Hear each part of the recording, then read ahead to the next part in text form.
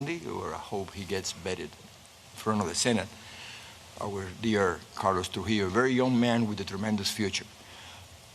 Thank you very much because you have selected those people, and I assure you they will be eternally loyal to you, and they have your back. I assure you of that. Now, my story is very simple. We always talk about socialism.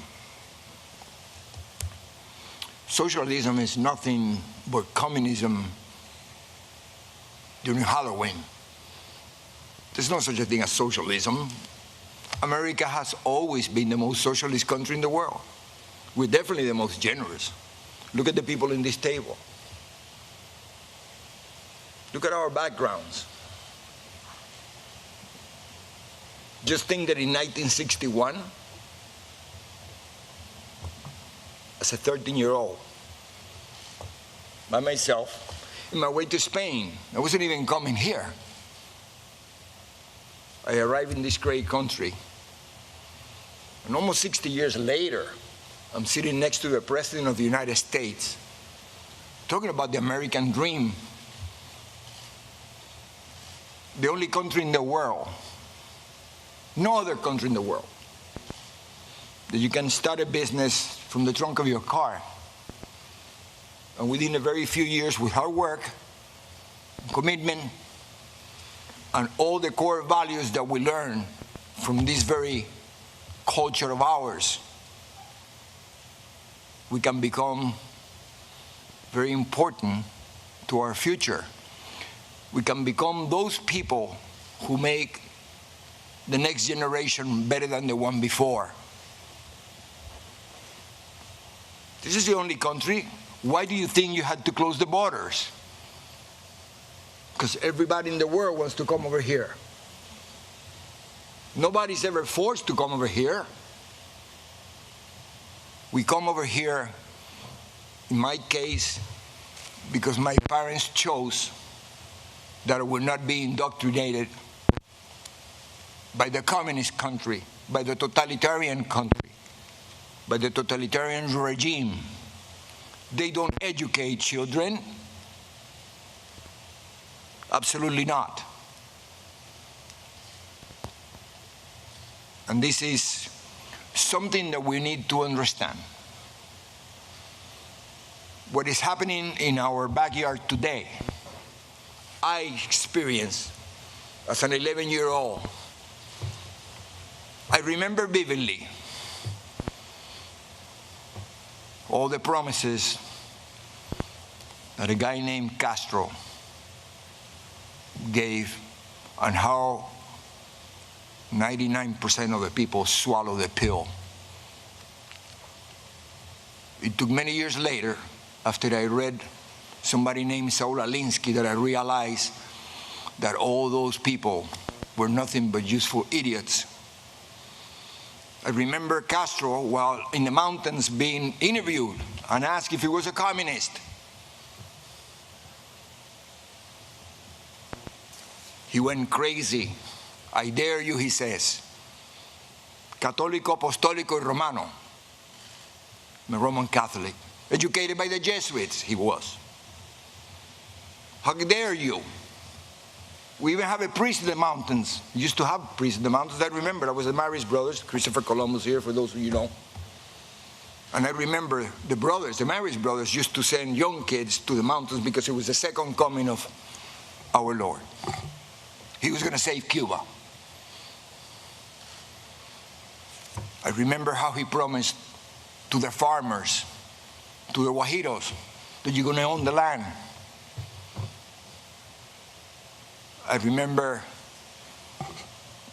all the promises that we hear today about free education and free health care and free land.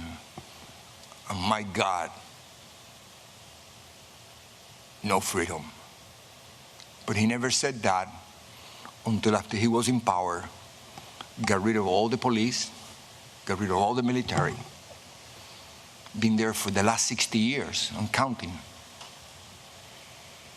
And he destroyed each and every one who helped him.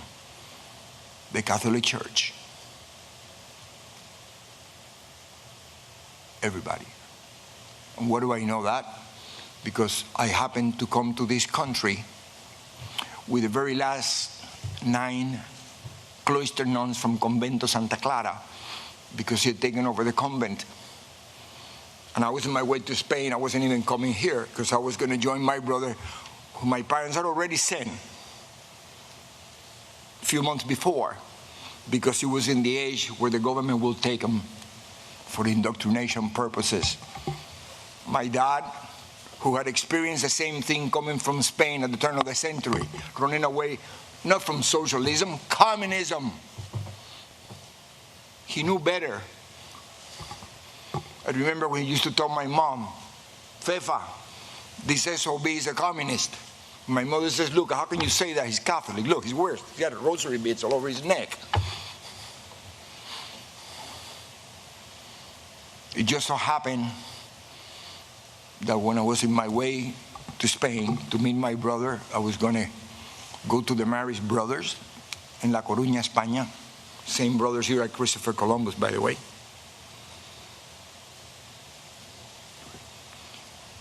My brother died, and I was kept in this country. Greatest blessing I ever had.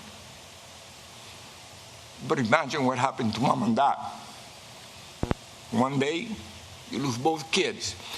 This is a family who had never been involved in politics. My father came at age 18 from Spain, running from communists. By himself, never went back. After a long, long life of sacrifice, when he was about to enjoy the fruit of his labors, just like a president that is helping us today, because he could have been just having a good time, one of his many beautiful golf courses, I know. But yet he gave up enjoying the fruit of his labors to do this. So did my dad. That's why I love you. Exactly the same. So when they're about to do that, from one day to the next, they end up in this country with the shirt that he was wearing on his back. And Little Maximo have been here already 4 years. But thank God for Pedro Pan. Talking about socialism, Catholic Church, 14,000 kids who came like me in this country without parents. And we were provided an opportunity. This is what makes our country great. They didn't give me free nothing. They gave me the opportunity. That is the most valuable thing in the world. Now, when I said they didn't give me any free something, please understand that at 13 years old, I had to be provided with a home. I had to be provided with food and an education. That is socialism. That's Americanism. That's the America that these people are trying to destroy today by using funny terms like socialism. They're not. They're communist. Don't ever forget that. I know our president understands that because he knows. He's been all over the world and you're surrounded with great people, very loyal people. And we have our back. I remember the first time I gave a little speech about something like this, tell him about I came from Cuba and blah, blah, blah. I remember this is around October 2016. I thought you were a little crazy for the sacrifice you were about to take, but I predicted that we were going to elect you in November and I was going to see you in the White House in January. Thank you very much. Because of the situations right now, I cannot give you a hug otherwise. Thank you very much. And I want to leave you with one last thing. Never forget about my dad, who only had a 6th grade education, but I think he was the greatest philosopher I ever met. He used to tell us how lucky he was because he was able to come from Spain to Cuba. And then he came from Cuba to the United States. And he saw me graduate from college, and that was the biggest prize he ever had. And he said, don't lose this place because you're not going to be as lucky as me. Because if you lose this place, you have no place to go. So with that, please keep that in mind. And please, people, explain that to our young people who are demonstrating out there. Don't be useful idiots. Please understand what's happening in our country. See what happens to our parents, and see what is happening to America today. Mr. President, thank you very much. And thank you for your hard work. Thank you very much. And he became one of the most successful men in Florida. So he did. That's the only thing he didn't say. But he did, and he's a great gentleman. Thank you very much. That's very nice. And now that you've cut everyone else down to about 1 minute, we appreciate that. Okay, do you mind? I Okay, asked let's that. go. I asked that, and you know. Okay, thank you very much. Appreciate it. Thank you, Mr. President. My name is Lourdes Ubieta, and I've been working in the media for over 25 years in Venezuela, Latin America, and the U.S., and I'm an immigrant and the victim of socialism, not once but twice.